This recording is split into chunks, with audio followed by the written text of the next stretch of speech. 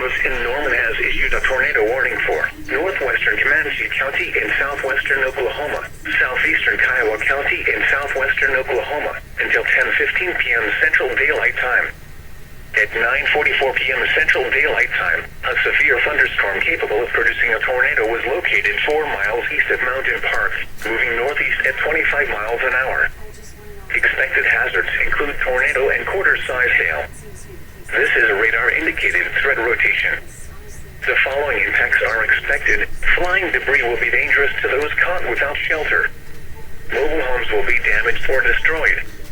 Damage to roofs, windows, and vehicles will occur. Tree damage is likely.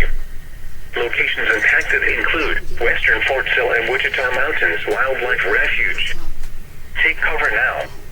Move to a storm shelter, safe room, or an interior room on the lowest floor of a sturdy building.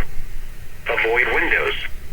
If you are outdoors, in a mobile home, or in a vehicle, move to the closest substantial shelter and protect yourself from flying debris. Tornadoes are extremely difficult to see and confirm at night. Do not wait to see or hear the tornado.